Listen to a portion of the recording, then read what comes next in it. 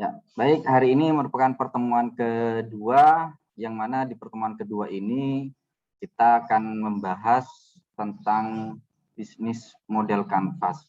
Ya, sebelum masuk ke materi tentang bisnis plan itu sendiri. Ya, jadi kita awali dengan bisnis model kanvas. Ya. Kira-kira saya pengen tanya dulu kalian. Ya. Ada yang tahu nggak apa itu bisnis model atau model bisnis? Ada yang tahu nggak apa itu model bisnis atau bisnis model sebelum masuk ke bisnis model kanvas? Kalau kita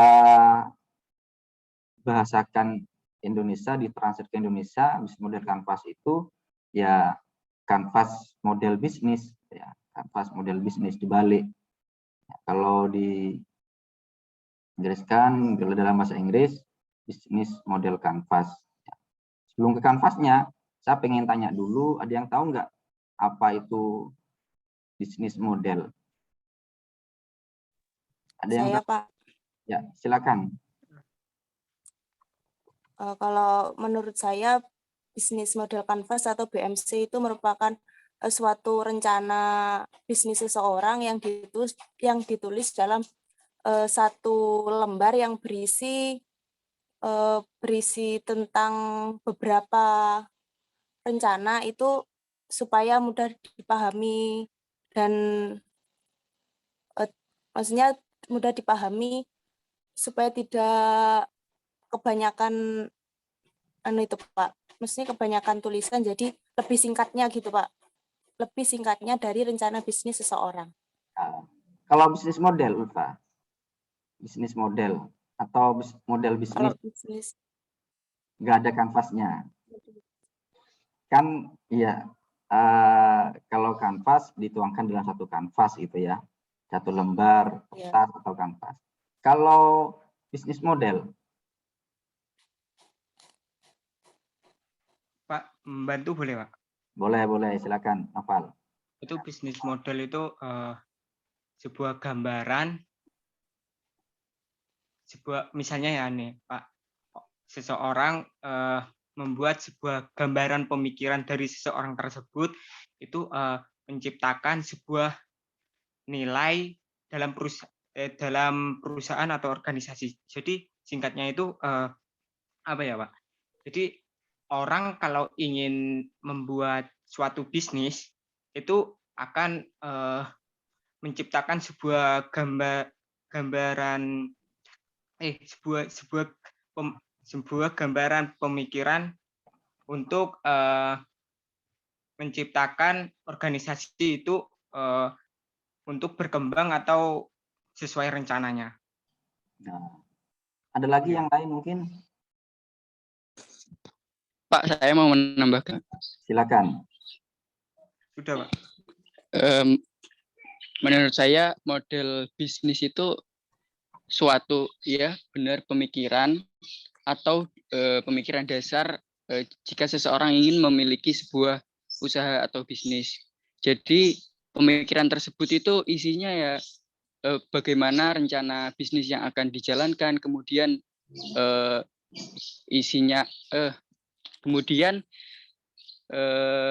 melihat keuntungan berapa besarkah bisnis apabila kita menjalankan bisnis tersebut, kemudian isinya itu seperti siapa saja target pasar yang akan dituju, kemudian pokok intinya itu pemikiran yang akan dijalankan untuk menjalankan bisnis tersebut, seperti itu Pak.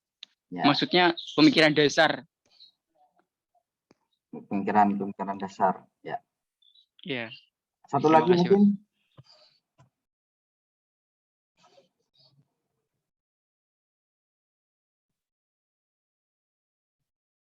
Satu lagi, ada yang mau menambah, mau memberikan, yang mau berkomentar? Saya Pak Hikmah Lili. Ya, silakan Hikmah.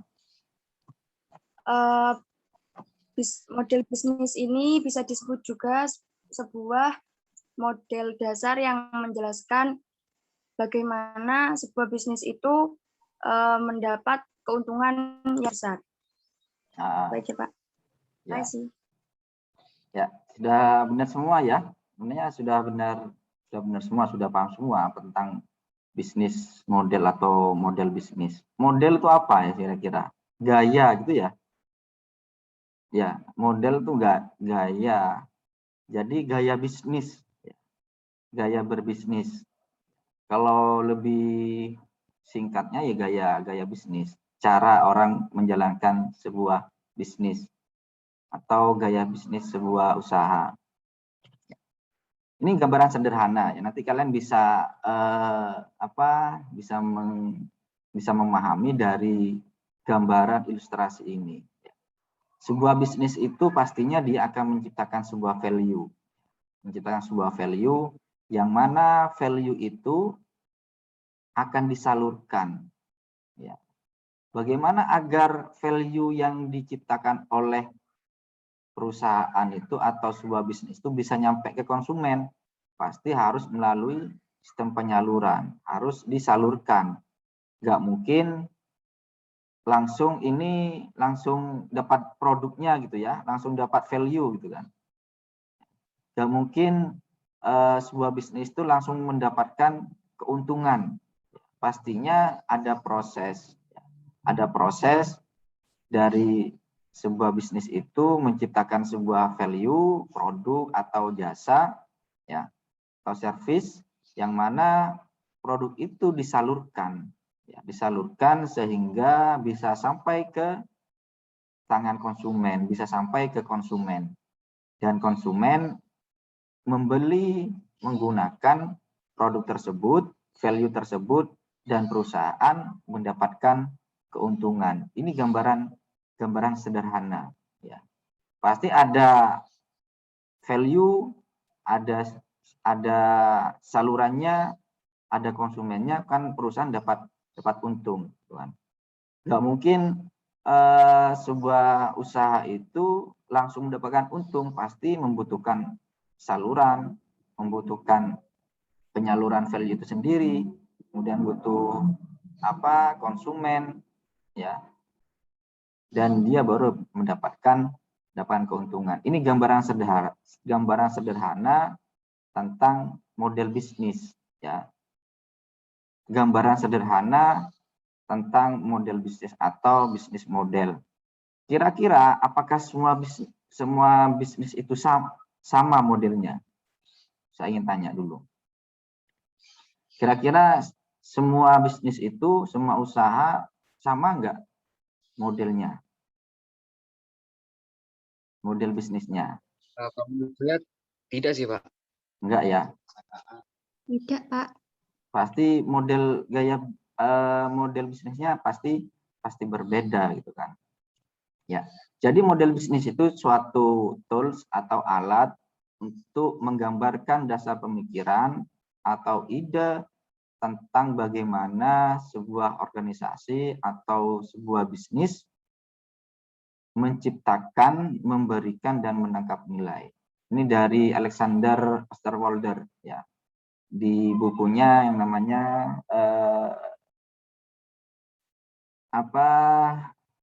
Business Model Generation ya, bukunya Business Model Generation ya.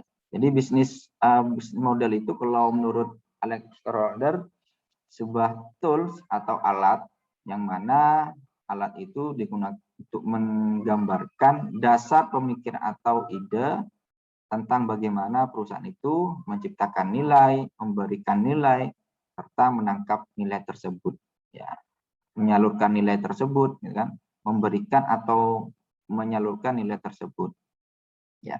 Itu konsep dasarnya atau metode yang digunakan perusahaan untuk menjalankan sebuah bisnis.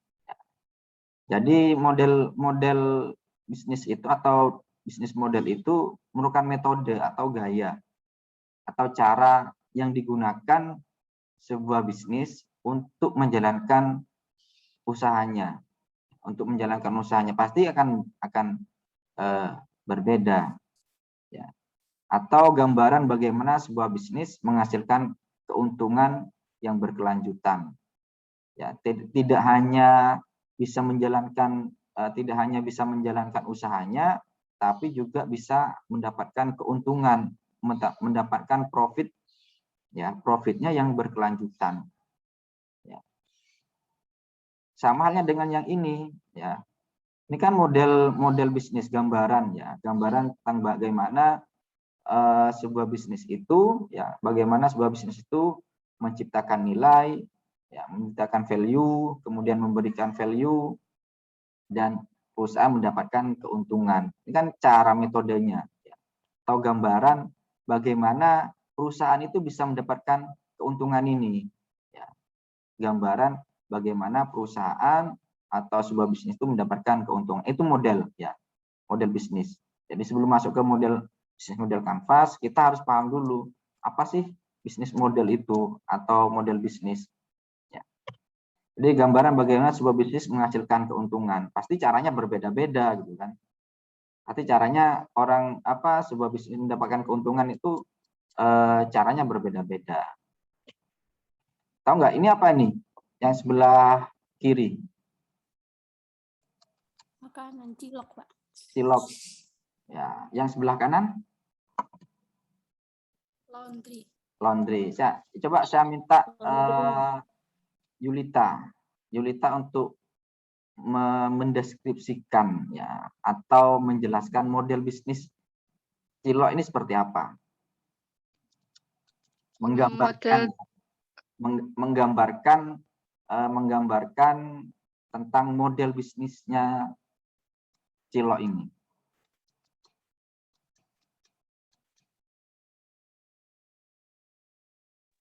Itu modelnya kan makanan, Pak. Cilok itu kan kayak digemari banyak orang, kayak mulai dari anak kecil hingga orang dewasa gitu. Terus kan nanti cilok itu ada berbagai macam rasa, kayak nanti ada rasa keju, rasa ayam, rasa daging sapi gitu, Pak. Nanti ada rasa kayak apa? Ada cabainya juga dalam isinya. Nah, terus bumbunya juga ada bermacam rasa, kayak ada bumbu kacang, ada sambal, ada kecap gitu, Pak. Gitu aja. Ya. Kalau itu ya di dapur juga bisa kan? Bukan bisnis kalau gitu. Cilok ada Yulita buat cilok, kemudian buat rasa ayam, rasa sapi, kemudian kasih ini kan sudah selesai. Untungnya dari mana? Kan? Salurannya bagaimana? Bagaimana, Pak? Dia dapat keuntungan tuh dari mana? Si cilok ini. Kalau hanya dibuat rasa, berbagai macam rasa, tanpa ada proses selling, ada proses penjualan, kan nggak akan dapat keuntungan gitu.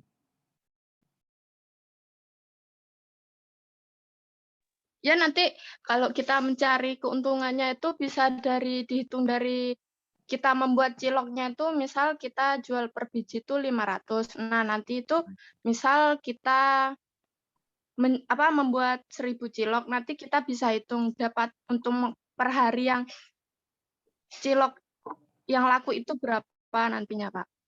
Ya. Saya tanya ke Yayen Dwi. Ya, yang disampaikan Yulita tergambar nggak model bisnisnya? Kamu nangkap nggak model bisnisnya seperti apa? Iya, Pak. Nangkap ya? Ya. Ya, gimana? Yang kamu tangkap bagaimana?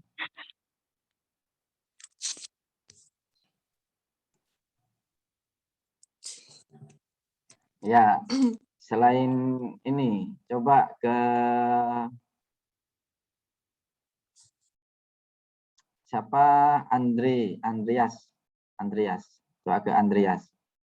Andreas, nangkap nggak apa yang disampaikan paham nggak model bisnisnya itu seperti yang disampaikan siapa? Apa tadi? Saya lupa. Yulita. Yulita itu. Yulita. Model bisnisnya, kira-kira kamu paham nggak model bisnisnya seperti apa?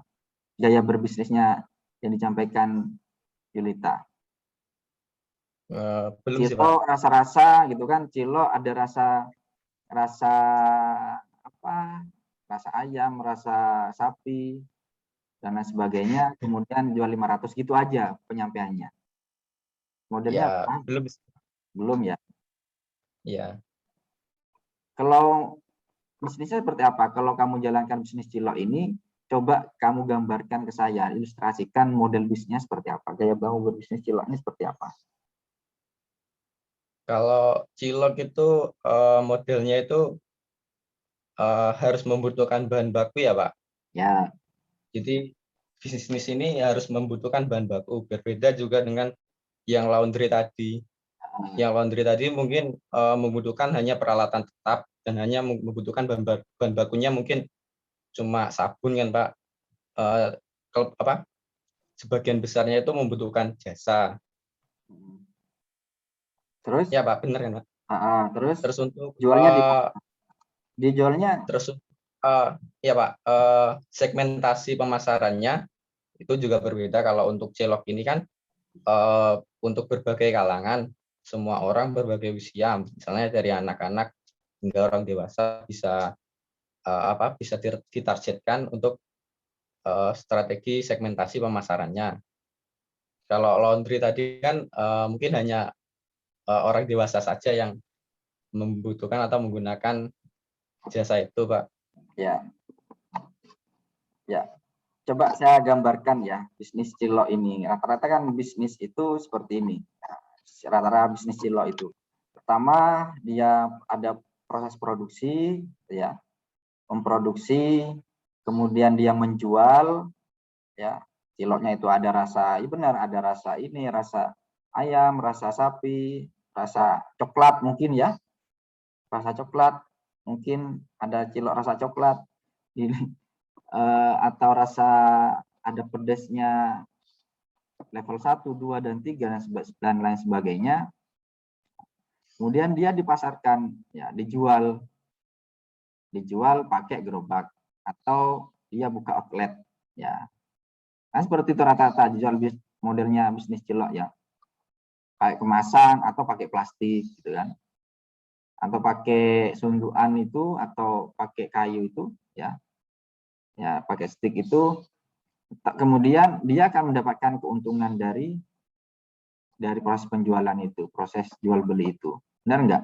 Rata-rata gitu enggak proses ininya? Iya, Pak. Ya, rata-rata gitu kan bisnis cilok. Sama dengan laundry. Proses laundry itu dia jasa. Dia hanya menggunakan mesin, ya, nggak mungkin dicuci sendiri pakai tangan, mungkin kalau yang luntur itu dipisah atau dicuci sendiri. Kalau yang luntur kemudian pakai pengharum, orang datang untuk mencuci atau dia beriklan gitu kan, agar orang mau datang kemana, ke lokasinya, atau prosesnya antar jemput, ya, antar jemput dari bisnis laundry ini disetrika, kemudian ada proses transaksi dan dia mendapatkan keuntungan, ya, seperti itu ya. Jadi ini merupakan model bisnis, ya. Secara sederhananya seperti tadi itu. Kalau jasa bagaimana, Pak? Ya sama dengan jasa, dia ada jasa laundry, kemudian dia menyalurkan jasanya, kemudian ada orang yang membeli, ada konsumennya, dan konsumen itu mendapatkan keuntungan. Mungkin kalau bisnis seperti ini, ya, kita bisa mengilustrasikan, ya, seperti apa model bisnisnya, seperti itu. Tapi kalau model bisnisnya seperti ini, tahu Google enggak? Yang sering kalian gunakan gitu ya, yang sering kalian gunakan sebagai mesin pencari, Google. Bisnis Google ini model bisnisnya seperti apa? Ada yang tahu nggak? dari mana dia mendapatkan keuntungan? Kira-kira. Ya, Google dapat keuntungan dari mana? Dari ini, Pak, dari apa? Iklan. Dari iklan. Ya, bisa dari iklan. Karena ada yang berbayar, ada yang gratis gitu ya. Kayak dari YouTube, ya, YouTube, kemudian apa namanya? Di Play Store, Google Translate, kan ini banyak produknya Google. Model bisnisnya seperti apa? Mungkin kita sulit mengilustrasikan, susah untuk mengilustrasikan dibanding dengan usaha yang sudah biasa kita kenal. Tapi kalau seperti Google, pastinya orang akan bingung gitu kan. Seperti apa sih bisnis model bisnisnya Google ini? Ya. Makanya kita butuh yang namanya bisnis model kanvas, yang mana dituangkan dalam tadi yang sudah disampaikan oleh siapa tadi, Ulfa ya, sampaikan oleh Ulfa, yang dituangkan dalam satu lembar kanvas atau satu lembar kertas. Jadi sangat penting sebuah bisnis itu harus diilustrasikan agar kita tahu seperti apa sih bisnisnya itu. Ya. Kalau bisnis model sudah paham ya, model bisnis itu. Ya, sebelum ke bisnis model kanvas, kita harus paham dulu bisnis model itu seperti apa. Sudah ada bisnis model. Coba di sini paham ya bisnis model ya. Ya, kalau paham saya lanjutkan. Ya, jadi bisnis model itu membuat, mengirimkan dan mendapatkan keuntungan. Ya, seperti yang tadi saya ilustrasikan. Membuat value, kemudian menyalurkan value, kemudian dia mendapatkan keuntungan. Kalau Google bagaimana bisnis modelnya? Ya, dia menciptakan value apa? Kemudian dia mengirimnya bagaimana? Mengirimkan value itu. Kemudian dia dapat keuntungan dari mana? Kan nggak sama. Ada usaha yang bisnisnya model bisnisnya sama, ada yang nggak sama. Ada bisa diilustrasikan, ya. Ada bisnis yang bisa diilustrasikan, yang mudah diilustrasikan, ya. Ada bisnis model yang susah untuk diilustrasikan. Makanya harus menggunakan lebih mudah orang memahaminya itu kita menggunakan bisnis model kanvas. Ya. Tentang bisnis model kanvas ini lebih memudahkan ya, lebih fokus, lebih simpel ya, menggunakan bisnis model kanvas. Tinggal menambah kanvasnya saja, bisnis model kanvas gitu. Ya. Jadi bisnis model kanvas itu merupakan alat untuk memetakan, menganalisa, dan memvisualisasikan sebuah model bisnis. Ya, agar mudah dipahami dan lebih sederhana yang dituangkan dalam suatu lembar kanvas. Sama dengan bisnis model itu kan kita memetakan ya, kita menganalisa, memvisualkan. Bedanya hanya dalam satu lembar kanvas atau lembar kertas. Jadi dalam bisnis model kanvas itu ada 9 blok, ada 9 unsur, ada 9 item dalam bisnis model kanvas itu. Ya. Jadi bisnis model kanvas ini diciptakan atau diciptakan pertama kali yang menulisnya adalah Alexander Osterwalder dalam bukunya Business Model Generation. Jadi bisa kalian cari ya. Bisa kalian cari bukunya tentang Business Model Generation. Ya. Jadi Business Model Kanvas itu ada di bukunya Alexander Osterwalder. Yang pertama menciptakan, yang mana menulis tentang Business Model Kanvas. Ini sudah banyak digunakan oleh perusahaan-perusahaan besar, oleh UMKM dan sebagainya. Untuk apa? Untuk mengetahui, untuk memetakan, untuk menganalisa bisnisnya, untuk memvisualisasikan untuk memvisualisasikan model bisnis yang dia jalankan agar lebih mudah untuk dipahami. Ya, dalam hanya dalam satu lembar kertas saja, satu lembar kertas atau kanvas. Ya. Jadi bedanya apa bisnis model kanvas dengan bisnis plan? Kalau bisnis plan mungkin lebih berlembar-lembar ya, lebih berlembar-lembar, lebih banyak. Tapi kalau bisnis model kanvas, ya ini lebih sederhana. Jadi dalam satu kertas kita sudah tahu,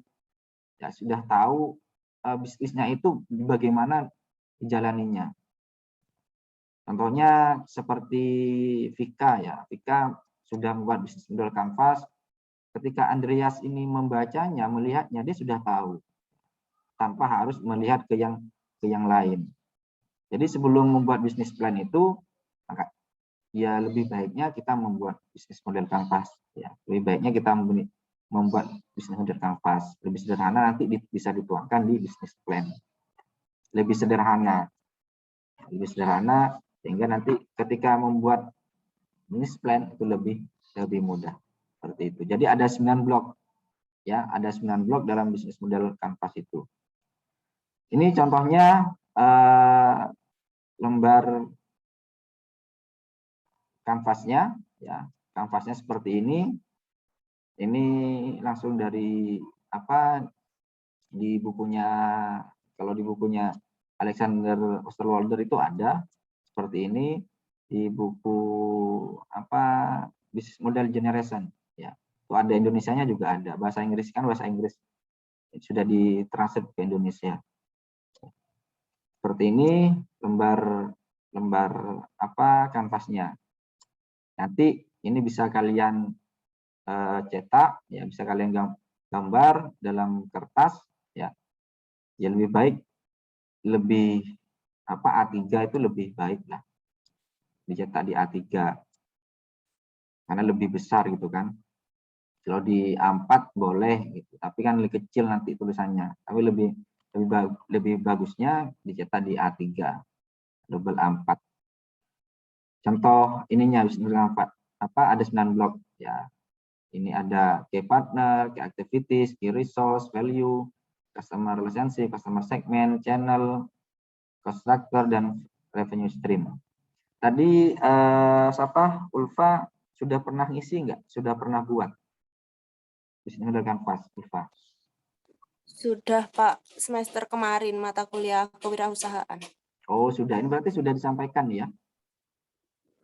Ya, cuman belum disampaikan secara detail gitu, Pak. Cuman disuruh buat model kanvas sama bisnis plan gitu. Jadi kalau nerangkan itu nggak sedetail ini. Oh, gitu. Ya. Jadi nanti kita akan bahas per blok ya, per item. Per item ini nggak sekaligus langsung semuanya, biar lebih detail lagi bagaimana cara mengisinya, dari mana. Kalau kamu mengisinya dari mana, Ulfa? Dari sesuai urutan itu, Pak. Dari mana? Urutannya dari mana? Iya, urutannya lebih baik bagaimana? Mulai key partners, terus key activities, value proposition, customer relationship, customer segment, key resources, channels, cost structure, sama revenue stream. Oh, gini ya. Dari sini ya? Gitu. Isinya ya? Ya, diurut gitu, Pak. Diurut ya. Ya, nanti saya akan jelaskan bagaimana sih cara ngisinya bisnis model kanvas itu. Jadi bisnis model kanvas ini dibuat sedemikian rupa, dan satu blok, ini saya silakan satu blok ya. Satu blok, satu item gitu ya. Item, satu unsur. Satu blok ini akan berkaitan dengan item-item yang lainnya, dengan blok yang lainnya. Ya. Nggak bisa terpisahkan.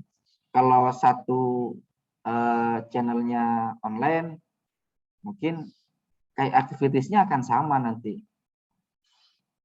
Contohnya Andreas ini jualan cilok online gitu ya. Dia channelnya pakai online aja, nggak yang pakai gerobak, nggak apa, dia buka toko, buka jualan di rumah, kayak menggunakan GoFood gitu ya, didaftarkan ke GoFood, pemasarannya lewat sana saja, channelnya gunakan online.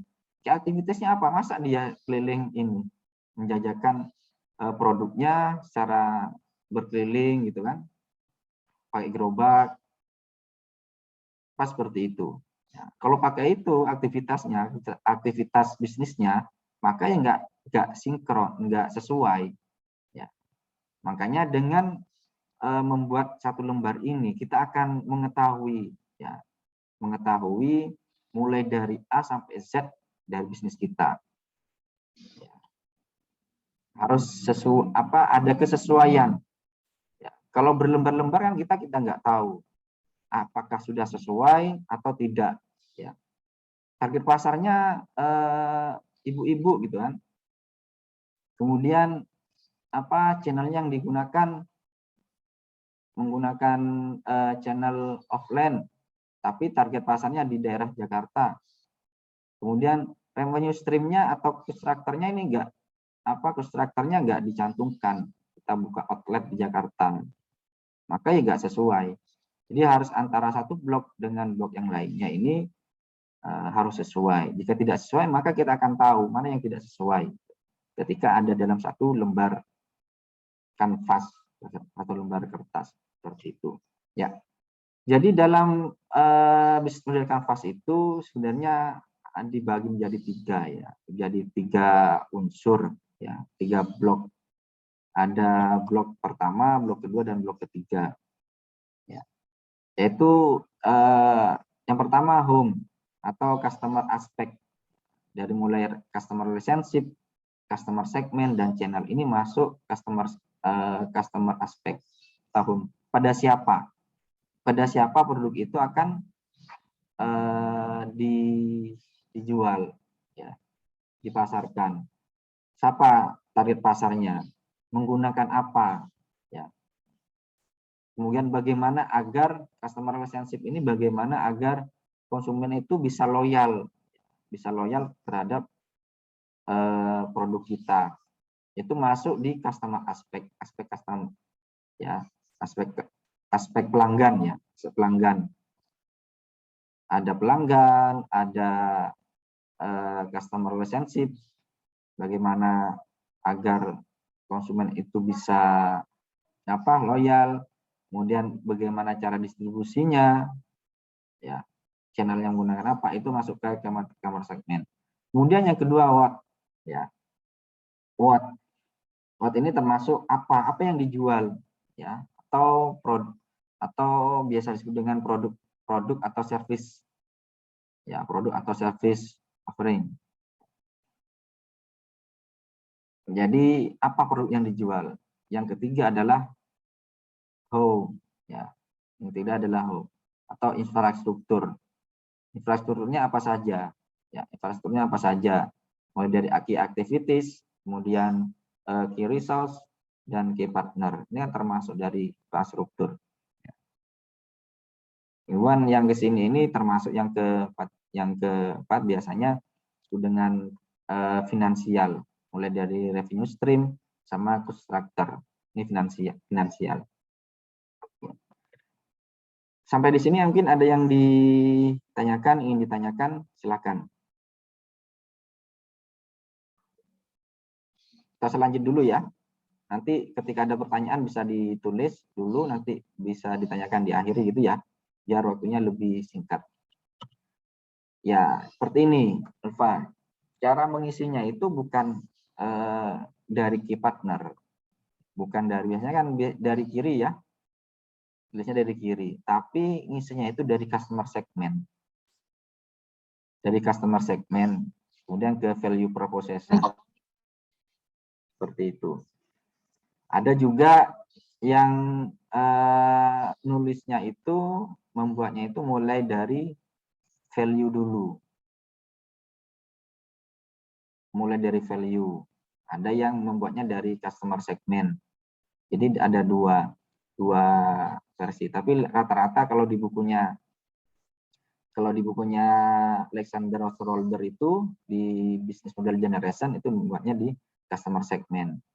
Ya, dari customer segment, kemudian ke value proposition, ke channel, kemudian ke customer relationship, kemudian ke revenue stream, ya, kemudian ke key activities, selanjutnya key resource, 8 itu key partner, dan 9 yang terakhir ngisinya di cost structure.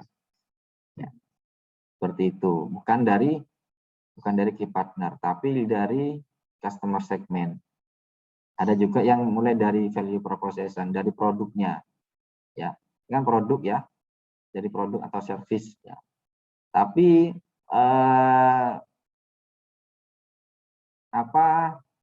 ketika dibuat dari value proposition, tidak dibuat dari customer segment, biasanya usaha yang kita jalankan itu bukan tidak laku. Bisnis itu dijalankan, produk itu diciptakan berdasarkan kebutuhan, benar nggak? Ya, berdasarkan kebutuhan, bukan buat produk kemudian dijual. Tapi siapa yang butuh, kemudian itu ditawarkan produknya, ya, maka dia akan membeli. Kalau buat produk nggak ada yang mau beli, ya ada produk tapi nggak ada yang mau beli, ya nggak akan berjalan bisnisnya, gitu kan? Dia akan berjalan seperti itu. Nanti saya mungkin kalau di kelas B, kelas ya A sama B mungkin saya sudah cerita tentang usaha bukan di kampus ya. Sudah cerita lah tentang usaha di mana kalau produk diciptakan dulu, dibuat dulu, sama dengan kita cari pasar dulu. Ya, seperti itu. Nanti saya akan jelaskan, saya akan ceritakan. Ya, jadi cara ngisinya dari sini ya, dari customer segment, kemudian ke value proposition, ke channel, customer relationship. Ini sudah saya kasih kasih angka. Step by stepnya dari mana, kemudian dari mana, ya, dari customer segment, siapa segmennya, siapa yang butuh, ya, siapa yang butuh produknya, siapa yang merasakan rasa sakit ini masalahnya problem ya, punya problemnya apa? Oh, problemnya dia pengen makan mie di semua tempat ya, nggak harus bawa mangkok gitu kan. Maka produknya adalah mie apa? Mie apa? Pop mie ya, pop mie. Mie cup, pop mie gitu kan. Kenapa ada mie cup, ada pop mie? Nanti di value proposition. Kemudian bagaimana agar value ini bisa sampai ke customer gitu kan? Maka menggunakan channel. Ya, menggunakan channel. Bagaimana agar konsumen ini, ya, bagaimana customer ini mau membeli terus-menerus, ya. Mudahnya seperti itu. Biar loyal. Ya, biar loyal, ya harus kita menggunakan customer relationship ini. Program customer relationship. Ya, seperti itu. Kemudian apa saja dari mana sih revenue stream ini, dari mana pendapatan keuntungan? Kalian dapat menjalankan usaha itu, menjalankan bisnis, kira-kira uangnya itu dari mana? Untungnya itu dari mana saja? Ada yang memang dari penjualan ya, ada. Tapi tidak menutup kemungkinan ya, kita mendapatkan penghasilan tidak hanya dari penjualan. Contohnya Ulfa ini punya usaha kerudung gitu kan. Ya, usaha namanya Ulfa Fashion. Selain dia juga punya usaha, dia juga make up. Bisa make up ya. Mungkin Ulfa Fashion ini selain menjual produk kerudung, dia juga mendapatkan penghasilan dari jasa make up itu. Atau dia punya kerudung, tidak hanya jual kerudung ya, pokoknya berkaitan dengan fashion ya, contohnya pakaian. Ada pakaian yang disewakan, ya, menyewakan pakaian. dia juga selain menjual produk fashion, pakaian, dia juga mendapatkan keuntungan dari jasa penyewaan kerudung itu. Atau dia buka pelatihan buat konten gitu ya, buat konten apa, bagaimana make up yang benar, yang bagus itu, kemudian diupload di YouTube buat konten, bisa saja usahanya juga mendapatkan keuntungan dari mana? Dari konten itu sendiri, ya, dari YouTube, ya. Nah, itu. Jadi keuntungannya dari mana usaha kita? Kita bisa gali ya. Tidak hanya menjual produk saja, tapi kita juga bisa dari apa keuntungannya tidak hanya dari proses jual beli saja, menjual produk atau jasa, tapi juga dari sektor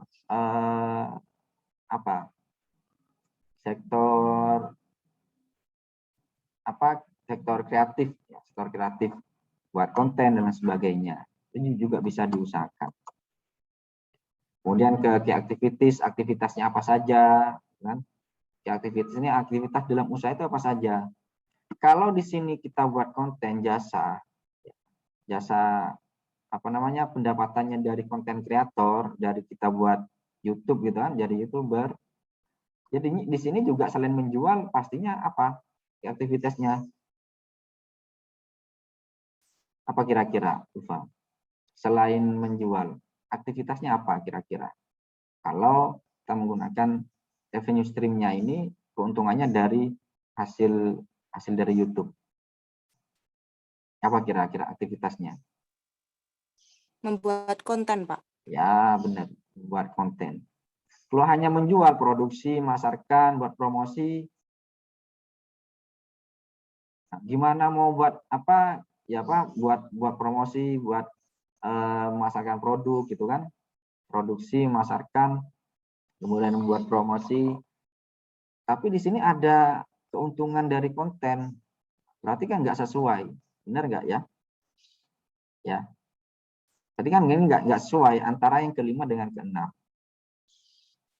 Ya, jadi nggak sesuai. Dari ketika dikatakan depan keuntungan, berarti kita buat aktivitasnya yang buat konten atau buat pelatihan. Kalau di sini penghasilannya dari pelatihan. Ya. Kemudian key resource ini sumber dayanya apa saja? Ya baik sumber daya yang kalian miliki dalam usaha itu. Apakah ada karyawan, apakah ada alat, ya, alatnya itu apa saja. Kalau buat konten kreator pasti alatnya ya laptop gitu kan. Jualannya apa saja, mesin jahit. Kemudian key partner ini kaitannya dengan partner kita di luar key resource.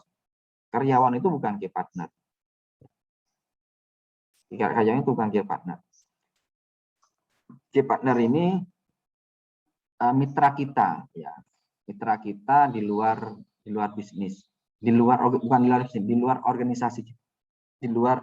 kita, di luar perusahaan kita, ya. Sehingga partner kita, ya, mitra kita ini bisa meningkatkan kinerja dari usaha kita, mendongkrak aktivitas, ya, meningkatkan aktivitas dari usaha kita. Contohnya, Ulfa buat punya partner dengan supplier, bisa nggak mendongkrak aktivitas kerja usaha itu? Ya, mungkin dengan kita berpartner dengan supplier, ketika mau beli nggak harus bayar dulu, gitu kan?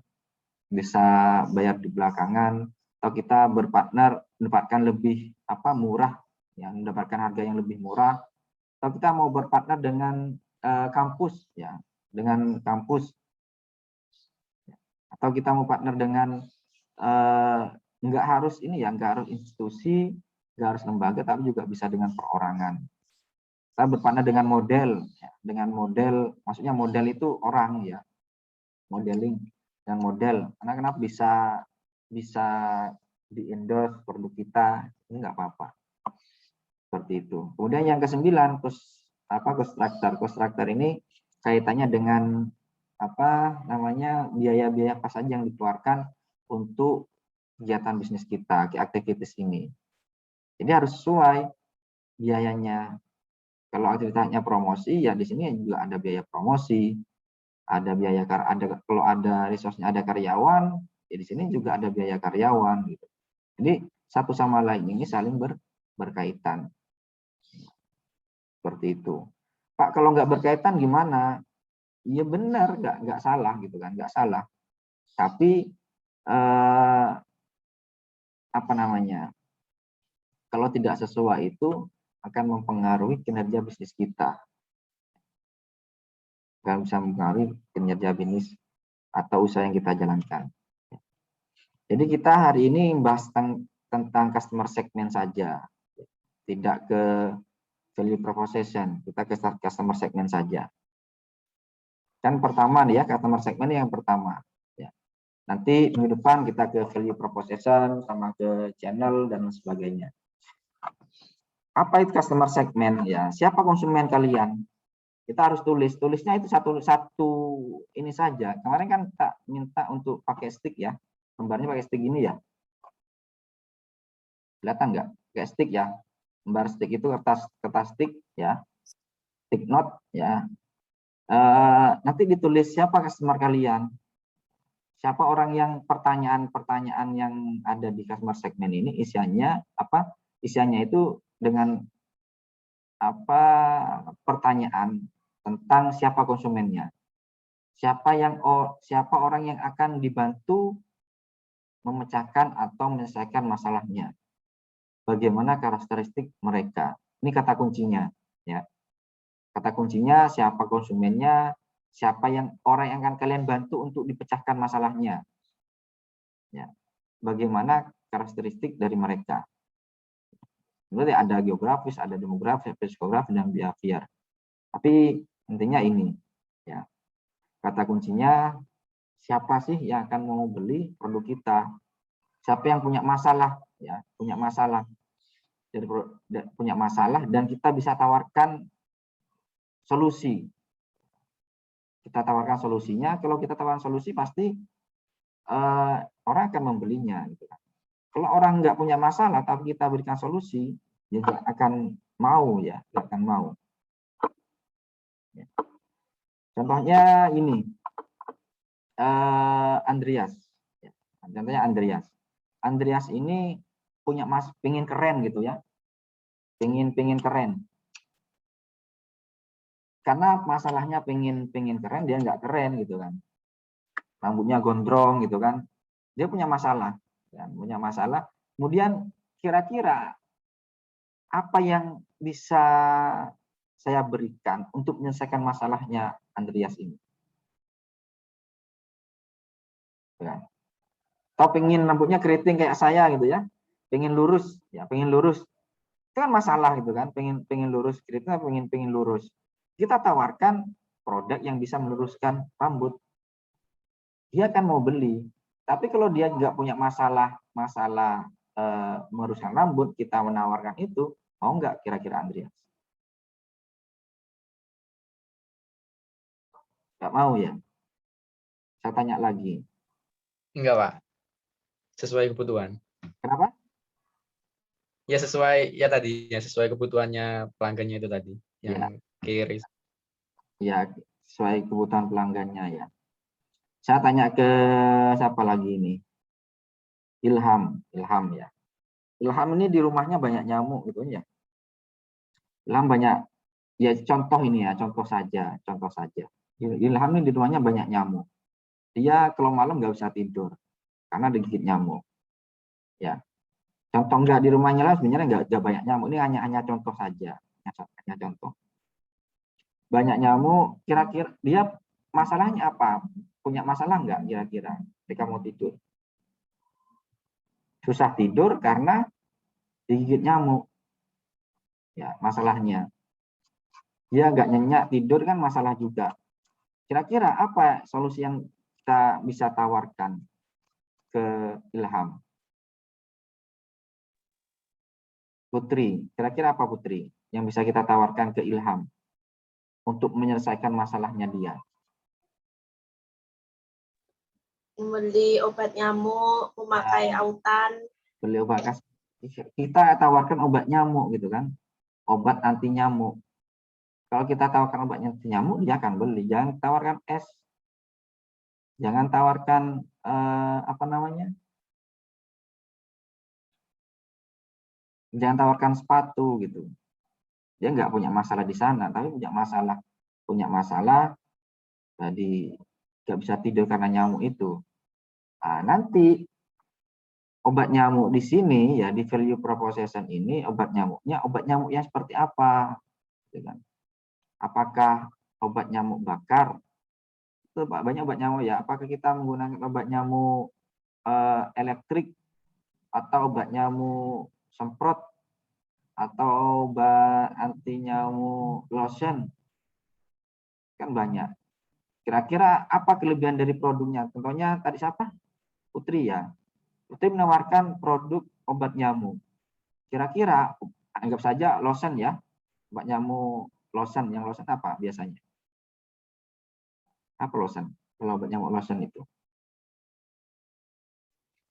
Autan, Lovel, Pak. Ya, nggak usah Sovel ya. Autan atau Sovel kan ada yang lotion gitu ya. Kira-kira apa yang membedakan antara produknya Putri dengan produk yang lain? Contohnya kalau produknya Putri ini dibuat dari bahan alami, bukan dari bahan kimia. Baunya apa, aromanya harum, gitu kan. Kemudian dibuat secara tradisional, dibuat apa, bukan secara tradisional, tidak merasakan gatel ketika bisa 24 jam, itu kan termasuk dari kelebihan dari produk lotion, obat nyamuk lotion. Dibuat dari bahan-bahan alami, dan ramah lingkungan contohnya ya, saja seperti itu. Jadi customer segment ini kira-kira siapa sih yang punya masalah dan ingin kita selesaikan? Konsumen kita siapa kira-kira? Itu kita harus tahu dulu. Ya. Di customer segment ini nantinya kalian juga akan mengisi tentang tidak hanya customer saya si A gitu ya. Atau produk-produknya si Putri hanya untuk Andreas. Tapi lebih general lagi, lebih spesifik lagi kalau kita membuatnya item per item. Secara geografis ada geografis, demografis, psikografis, dan behavior. Mungkin ini sudah dijelaskan di mata kuliah manajemen pemasaran ya. Ada segmentasi pasar itu ada geografis, kemudian demografis, psikografis, dan behavior. Contohnya secara geografis. Geografis itu kaitannya dengan kota. Kira-kira kota mana sih yang akan kita masuki? Kita mau masuk kemana, daerah mana? Contohnya di Banyuwangi ya. Apakah di Banyuwangi secara keseluruhan atau hanya di daerah-daerah tertentu? Oh, saya hanya di Muncar saja atau di Rogo Jampi saja. Enggak masalah. Di mana aja, tergantung dari kemampuan kalian. Oh, saya mau jualnya seluruh Indonesia, boleh. Atau di luar negeri. Jadi kotanya atau daerah urban, daerah perkotaan, atau daerah pedesaan, seperti itu. Secara geografis. Kemudian demografis. Demografis ini katanya dengan gender, jenis kelamin ya, laki-laki atau perempuan. Diperuntukkan untuk apa? Untuk hanya laki-laki atau untuk perempuan saja. Kalau kerudung itu untuk siapa kira-kira? Perempuan gitu ya. Kalau ada laki-laki yang beli, ya itu bonus lah. Kalau ada laki-laki yang beli itu. Contohnya Putri jual kerudung ya. Kemudian Ilham belinya, ini bonus ya, bonus. Tapi target kita, pasar kita adalah perempuan. Kemudian kira-kira usianya berapa? Jangan sampai ditulis ya. Jangan sampai ditulis semua kalangan. Ya. Jangan sampai ditulis umur 3 tahun sampai 50 tahun tuh. Jadi produk itu yang kita tawarkan pada konsumen atau menjadi target kita, orang yang mau membeli. Ya. Pembelinya siapa? Bukan yang menggunakan. Ya. Kemarin sebelum-sebelumnya saya pernah di kewirausahaan itu saya tanya, target pasarnya siapa? Semua kalangan, Pak. Semua kalangan siapa? Iya, kalangan siapa? Semua kalangan jin atau kuntilanak atau siapa kira-kira? Ya, manusia, Pak. Ya, manusia itu kan laki-laki, perempuan, laki-laki dan perempuan, boleh laki-laki dan perempuan. Usianya berapa? Usia dia jualan makanan ya, snack gitu ya, snack. Mulai 3 tahun, Pak, sampai 50 tahun. 3 tahun, adik saya 3 tahun itu dia nggak mau beli, dia nggak tahu beli 3 tahun. Jadi usia ini orang yang belinya, bukan orang yang menggunakan. Ya. Kira-kira saya tanya ke ini, barusan ke Putri ya, sekarang ke yang lain. Ke Alzena, Alzena punya kucing nggak? Yang punya kucing siapa di sini? Yang punya kucing? Punya, Pak. Oh, Alzena punya kucing ya. Kira-kira ketika saya punya produk makanan kucing, ya, produk makanan kucing, itu kan kucing kayak kucing Anggora itu makanannya khusus kan ya? Ya, makanannya khusus. Ya. Kira-kira saya menjualnya ke kucing atau ke orang yang punya kucing? Siapa Orang yang punya kucing. Iya, ke orang yang punya kucing, yang membelinya. Nggak mungkin saya nawarin ke kucingnya gitu kan. Kucing itu yang masa yang makan itu siapa? Alzena. Yang makan siapa? Yang makan makanan kucing itu Alzena atau kucingnya? Kucingnya, Pak. Kucingnya. Jadi saya nawarkannya ke kucingnya atau ke Alzena? Ke saya, Pak. Iya. Yang punya kucing. Kucingnya Nawarin ke Pak. mungkin saya nawarin ke kucingnya. Nggak mungkin saya nawarin ke kucingnya. Jadi produk itu pasarkan ke orang yang mau membeli. Ya, orang yang membelinya, bukan orang yang mengkonsumsi. Ya. Orang yang mengkonsumsi, saya nawarin ke Alzena, target pasarnya saya orang yang punya kucing gitu kan. Bukan ke kucingnya, targetnya siapa? Kucing ya, siapa yang mau beli kalau kucing? Target pasarnya kucing. Seperti itu. Ya. Kemudian kelas ekonominya, paham ya di usia ini ya. Jadi usianya harus jelas, bukan pengguna atau pemakai, tapi yang membeli. Pembelinya, bukan pemakainya. Snack itu ya diuntukkan untuk anak-anak memang. Target pasarnya siapa? Ya ibu-ibu. Baju anak kecil, tahu ya? Baju apa yang namanya? Toko di online tuh banyak kan baju kecil anak bayi itu ya. Kembennya, bukan kemben. Yang dililitkan kalau baru lahir itu pakai apa namanya? Kalau yang dililitkan itu. Bedong. Bedong. Bedong itu jualnya ke siapa? Targetnya. Bukan ke bayinya. Bayinya nggak tahu apa-apa. Dia yang make, bukan ibunya yang make bedong itu. Anaknya yang make. Itu ya. Jadi usianya berapa kalau jualan bedong? Usianya pastinya orang yang melahirkan umur berapa biasanya? Ya, ibu-ibu umur berapa sampai berapa gitu kan. Ya, jangan sampai ke 50 tahun. Kalau ada orang yang beli bedong 50 tahun ya itu untuk cucunya. Tapi lebih fokus ke ibunya ini yang mau beli bukan bedong. Gitu kan. Kelas ekonominya ya ke usia ya. Usia sudah. Kelas ekonominya, kelas ekonomi A, B, atau C. Ya, kelas ekonomi atas, menengah, atau kelas ekonomi bawah. Pekerjanya apa? Kira-kira dia punya penghasilan berapa? Ya, lebih spesifik seperti itu. Ditulis gender, usia, kelas ekonomi, pekerjaan, kemudian psikografik. Ya, psikografiknya minatnya apa? Dia suka apa sih? Kita mau jualan sepeda, dia pastinya suka yang apa? Olahraga sepeda gitu kan. Kita mau jualan sepeda, alat-alat sepeda, pasti kita tawarkan orang yang suka naik sepeda. Ya, kesukaan, ya, minat, kesukaan, kemudian behavior, perilakunya bagaimana, ya, suka berkumpul, suka olahraga, dan sebagainya. Contohnya Pizza Hut. Pizza Hut itu secara geografis dia diperuntukkan untuk targetnya adalah area urban. Area urban itu adalah perkotaan. Ya. Kemudian demografisnya usia 25 sampai 50, kelas ekonominya A dan B. Kemudian psikografisnya penyuka makanan Eropa, dan behaviornya ya orang yang suka makan praktis, suka praktis makannya, ya.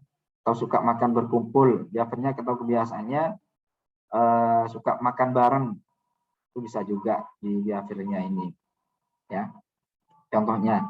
Contoh juga ini produk saya contohkan di produk saya lebih mudahnya lagi. Secara grafik itu saya daerah urban, daerah perkotaan, ya, daerah Jakarta, Bali, Surabaya, Palembang, jadi kota-kota besar. Kota-kota besar, ya, daerah perkotaan. Kemudian saya nggak jual produk saya ini di daerah desa, ya daerah desa gitu kan. Kalau orang udah desa, karena ini kan produk handmade, ya, harganya kurang lebih 300 sampai 500 gitu kan. Kalau orang desa ditawarkan produk ini, maka lebih baik mereka akan membeli emas, lebih berinvestasi ke emas, gitu kan. Saya nggak nawarkan produk di daerah-daerah pedesaan, tapi daerah kota. Gitu. Usianya 25 sampai 45 tahun. Saya tidak target mahasiswa, ya. Tidak, targetnya bukan mahasiswa, tapi orang yang umur sudah 25, minimal dia sudah bekerja, gitu kan. Kalau ada mahasiswa yang mau beli, ya kan bonus. Kelas ekonominya kelas ekonomi B menengah, kemudian penghasilannya itu ya penghasilannya 4 juta sampai 7 juta per bulan. Ya, ini perempuan ya. Saya lupa nulis, ini targetnya perempuan ya. Perempuan usia 25 sampai 45. Atau orang yang sudah berkeluarga, ya, penghasilannya 4 juta sampai 7 juta per bulan. Atau di pekerjaannya dokter, pekerjaannya advokat, ya, pekerjaannya pekerjaan kantoran, gitu. Kemudian psikografis, penyuka seni. Saya targetnya adalah orang yang suka seni. Banyak orang yang penghasilannya 4 juta tapi dia lebih investasi ke emas, ya. Atau umur 25 dia nggak suka seni, ya bukan target saya, tapi lebih penyuka seni, penyuka produk handmade, ya, penyuka produk perhiasan handmade, kemudian orang yang suka bergaya atau stylish, atau orang yang fashionable. Ya, fashionable itu yang fun fashion gitu kan, suka bergaya. Kemudian behaviornya ya sosialita, biasanya ibu-ibu sosialita gitu kan. Orang suka ibu-ibu arisan, itu menjadi target dari produk saya, dari usaha yang saya jalankan. Seperti itu. Ya. Jadi harus sesuai ini, nanti kalian isinya di segmen pasar di customer segmen ini behaviornya geografisnya bagaimana, ya. Geografis, demografis, psikografis, dan behavior bisa ditulis. Ya. Ini. Jadi usaha produk yang kita buat itu harus mencerminkan permasalahan dari konsumen. Jadi kalau ada problem, ada masalah, kemudian akan ada kebutuhan. Kalau orang butuh, ya, dia akan membelinya. Karena apa? Karena dia punya masalah, punya problem. Ya. Punya masalah, punya problem. Ya, customer don't care about your solution, they care about their problem. Sebenarnya konsumen itu tidak tidak menghiraukan terhadap solusi yang kalian tawarkan, tapi dia akan care terhadap problemnya, ya. Kira-kira bisa menyelesaikan nggak terhadap masalahnya dia? Bukan terhadap solusi yang kalian tawarkan, tapi problem dari konsumen itu sendiri. Itu ya. Mungkin itu saja yang bisa saya sampaikan. Silakan jika ada pertanyaan bisa ditanyakan. Nanti materi ini kan saya kirim serta bisnis model kanvasnya, lembar kanvasnya. Terus materi ini kalian bisa cari juga di bukunya Alexander Osterwalder ya, di Business Model Generation. Bisa cari di Indonesianya atau di bahasa Inggrisnya yang asli seperti itu. Silakan. Ya, satu lagi sebelum saya ini, nanti tugasnya minggu depan ya, minggu depan itu kalian sudah minggu ini kalian sudah membuat satu blog. Kalian mengisi tugasnya mengisi blog pertama, yaitu customer segment. Kira-kira segmennya siapa? Ya, bersama dengan tim yang kalian pilih ya, bersama tim. Jangan ngisi sendiri. Karena bisnis model kanvas ini harus dibuat secara tim ya. Kalau ada timnya. Karena sekarang sudah buat tim kan, kalau ada timnya buat secara tim karena biar tahu timnya itu kira-kira bisnis ini mau dijalankan bagaimana. Kalau kita saja yang tahu, saya saja yang tahu, maka usahanya enggak ketika ada partner yang saya punya tim gitu kan, timnya nggak tahu, ya akan beda arah, Ketika sama satu tim itu sama-sama tahu, sama-sama mengisi, maka saling visi misinya akan sama. Tujuan dari usaha kita akan diketahui semua tim seperti itu. Itu ya. Nanti minggu depan saya akan pilih beberapa orang atau semuanya atau berapanya saya akan pilih untuk mempresentasikan bisnis model kanvasnya di blog 1 saja. Jadi tugasnya membuat blog 1, mengisi blog customer segment.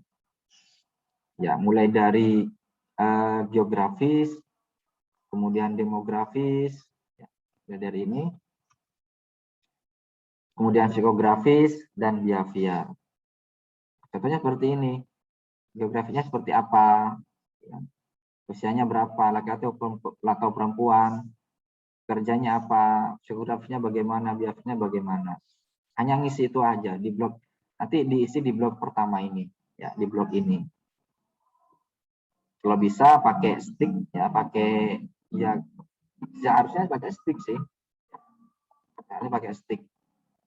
Nanti kalau sudah di foto atau nanti kan di minggu kemarin sudah saya jelaskan pakai ini kan, pakai ditulis sama digambar di kertas ya, sama diketik atau diketik boleh ya. Ketik boleh. Tapi yang wajib di lembar itu, pakai kanvas yang wajib. Nanti di foto, digambar, nanti saya pilih untuk dipresentasi. Bukan ya, dijelaskan lah, nanti jelaskan. Contohnya minggu depan siapa, saya pilih Andreas gitu ya. Silakan Andreas, bagaimana customer segment dari usahanya kamu? Grafis gini Pak, kotanya daerah ini, kemudian geografisnya itu usianya perempuan, usia ini, kelasnya bukan kelas C, bukan kelas C ya, tapi kelas ekonominya menengah atau menengah atas atau bawah gitu, kelas ekonomi bawah. Kerjanya apa kira-kira, kemudian minatnya bagaimana, perilaku atau kebiasaannya bagaimana, itu aja ya. Jadi kalian nggak presentasi tentang teori, apa itu customer segment, apa itu value proposition, enggak, bagaimana cara ngisinya enggak, tapi lebih kepada praktek langsung. Bisa dipahami terkait dengan tugasnya? Bisa, Pak. Saya? Bisa, Pak. Ya. Silakan yang ingin bertanya, saya buka pertanyaan. Saya, Pak. Ya, silakan Andreas. Timnya itu gimana ya, Pak? Kenapa? Buatnya kan bertim ya, Pak? Iya. Timnya itu gimana ya, Pak? Kemarin kan sudah saya jelaskan terkait dengan timnya. Timnya boleh dari siapa saja, boleh dari apa namanya kelas lain, ya, kelas lain dari kelas C, ya, atau dari fakultas lain atau prodi lain dalam satu kampus, itu boleh. Boleh satu kelas, ini ada ini, boleh satu kelas asalkan usahanya sudah berjalan. Contohnya Alzena sama Fikan ya, sudah punya usaha dari kemarin, sudah usaha bareng dari kemarinnya ya. Jauh-jauh hari sudah, atau mulai dari semester 3 sudah jalanin usaha gitu. Itu nggak apa-apa satu kelas. Misalkan usahanya memang sudah berjalan. Pak, saya ingin ada teman di rumah gitu kan. Ada teman di rumah, saya ingin buka usaha bareng dengan teman saya, teman main di rumah gitu, sama tetangga. Enggak masalah dengan temannya, dibuat dengan temannya. Seperti itu. Jadi membuatnya itu bersama dengan teman, tapi yang mempresentasikan tetap kita sendiri gitu ya Pak? Ya benar. Yang kuliah kan kamu kan, yang kuliah. Iya Pak.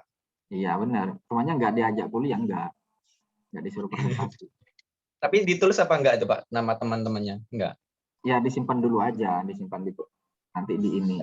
Kan saya harapannya dengan mata kuliah bisnis plan ini, kalian sudah punya rencana bisnis, ya, dan bisa dijalankan, benar-benar dijalankan, gitu kan. Harapannya gitu, bisa dijalankan, usahanya bisa dijalankan. Rata-rata kan kemarin kalau tugas-tugas kewirausahaan kemarin itu disuruh bikin usaha kelompok satu kelas, kemudian setelah mata kuliah selesai, mata kuliah kewirausahaan selesai, ya sudah selesai usahanya gitu. Tapi saya inginnya ini berkelanjutan. Usahanya ini berkelanjutan, boleh satu teman satu kelas asalkan sudah berjalan gitu kan. Boleh lain tidak kuliah di Untak ya, tidak kuliah di kampus lain, asalkan usahanya dijalankan. Kalian bisa kalau buat tim kalian, kalau satu kampus kalian bisa mengakses pendanaan di Kementerian Kemendikbud. Biasanya di Kemendikbud itu ada program KBMI, program kewirausahaan ya. Program kewirausahaan itu biasanya kalau tahun kemarin 25 juta. Kalian bisa ikut satu kampus itu boleh ikut karena NIM-nya sama gitu kan, satu NIM di kampus di Untak. Tapi kalau di luar kampus nggak bisa ikut gitu kan, nggak bisa ikut program yang dari Kemendikbud. Bisanya ikut program-program di kementerian lain atau di instansi lain atau lembaga lain seperti Kemenkraf atau Kementerian UMKM ya, Kementerian Koperasi dan UMKM. Itu kan tidak menyaratkan harus satu kampus. Boleh dari mana saja, seperti itu kalau dari luar kampus. Ya, silakan yang ingin ditanyakan lagi. Ada pertanyaan? Pak, mau tanya terkait tugas tadi. Ya. Itu misalkan kita nulis di buku dulu, boleh nggak Pak? Kita nunggu sampai poin ke-9, terus kita buat di kertas A3 tadi. Nah, kalau bisa gini, kertas A3 itu kalau bisa dari awal dari kertas A3, tapi dicoret-coretnya di kertas di buku nggak masalah gitu kan. Itu kan gini, satu lembar kelas A3 nanti kita ditempel, nggak usah ditulis ya, tapi ditempel pakai stick ya, kertas ini, stick note ya, kayak stick note itu tinggal ditempel segmennya siapa ini, tulis laki-laki umur 25 tahun tempel, kemudian daerah mana, daerah Banyuwangi, tulis Banyuwangi tempel gitu. Dia lebih mudah. Ya, seperti itu. Kalau bisa langsung pakai A3 aja. Nanti di foto, gitu kan. Kalau mau pakai coret-coretnya pakai kertas nggak masalah. Coret-coret dipakai kertas ini, kertas di buku biasa nggak masalah. Seperti itu, Dani. Kita pakai kertas A4, tapi A4 itu lebih kecil ya. Sebenarnya bisnis model kanvas ini lebih besar, lebih baik. Atau kertas A0, karena A0 kan lebar ya. Itu kan mahal sepertinya. Kan lebar. Nanti kemahalan lah. Biar kertas yang ini aja, A3 atau A4. Bisa seperti itu. Tapi lebih baik A3 aja kan lebih. Double A4 itu kan. Double A4 itu ya lebih besar lah. Double A4-nya segini. Seperti itu Dani.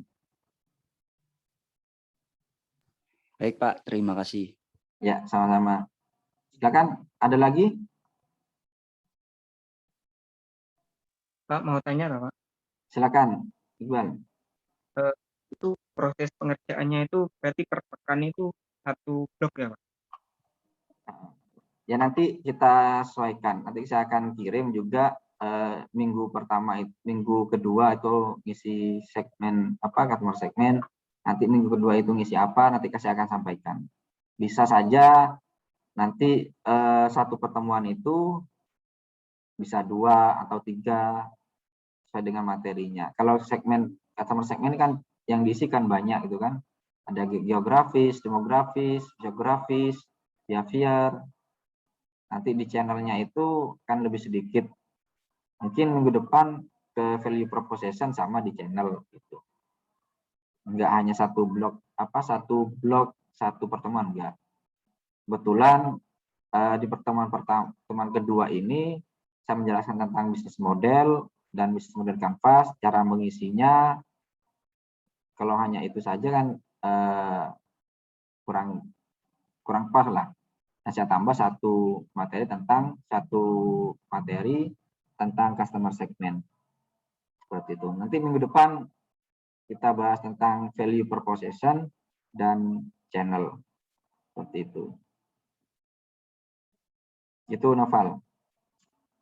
Bisa Ya, Pak. Itu mengerjakan itu yang A3 itu di print apa kertas ya, Pak? Maksudnya gimana sih, Pak? Saya bingung di situ ya. Ya, boleh di print, ya. Kalau pengen boleh di print, boleh digambar. Seperti itu. Jadi milih salah satu ya, Pak? Nggak harus 2 gitu. Ya. Nggak harus nggak harus dicetak, digambar boleh. Tapi kalau mau rapi gitu kan dicetak atau di print lah, print A3 itu boleh. Oh, iya. Jadi kalian bisa kan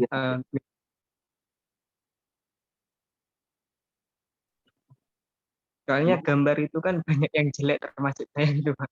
Jadi enak di print itu, Pak. Iya, boleh. Boleh. Iya. Iya, Pak. Saya kirim ininya, apa namanya, template yang tadi itu saya kirim nanti. Bentuk PDF. Untuk PDF saya kirim dalam bentuk PDF. Ada pertanyaan? Saya bertanya, Pak. Ya, silakan Ulfa. Untuk pengumpulannya bagaimana, Pak? Kapan? Minggu depan saya akan tanyakan. Pengumpulannya minggu depan. Jadi minggu depan itu saya akan tanyakan.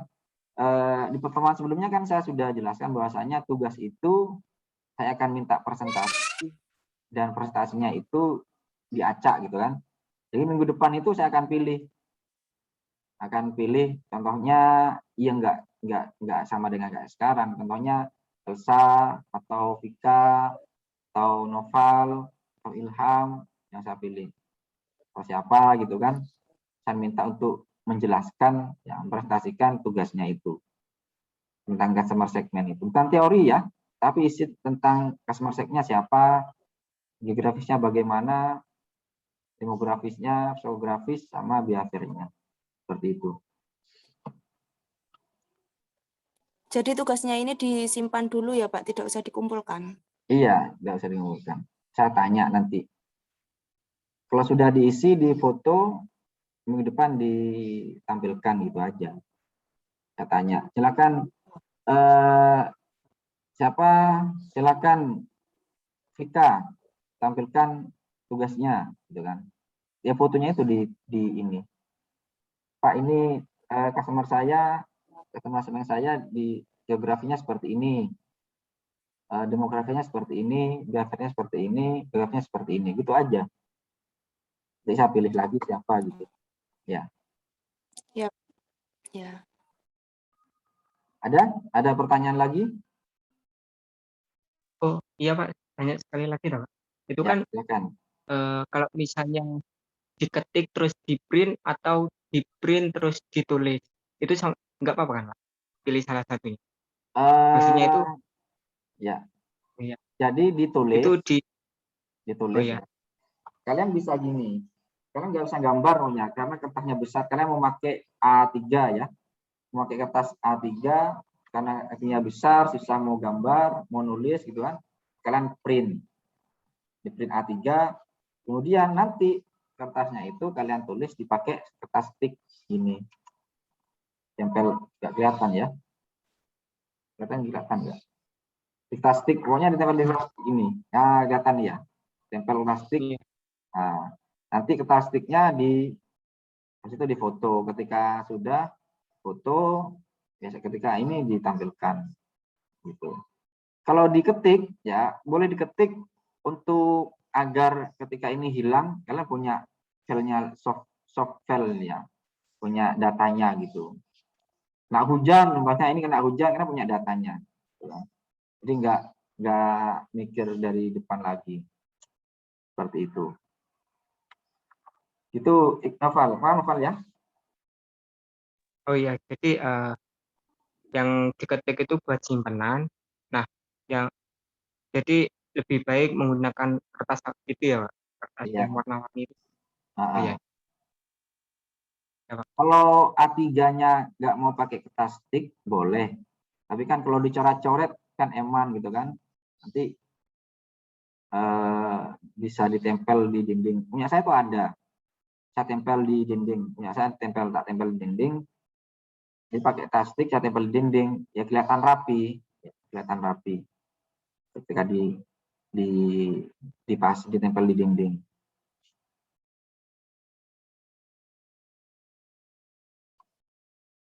Ada lagi pertanyaan?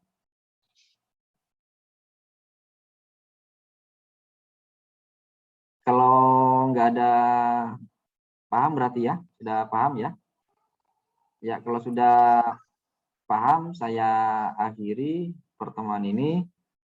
Mudah-mudahan apa yang sudah kita diskusikan bermanfaat bagi kita semuanya. Yang terakhir, wassalamualaikum warahmatullahi wabarakatuh. Waalaikumsalam warahmatullahi wabarakatuh. Ya, oh ya, bentar dulu, jangan ini, jangan apa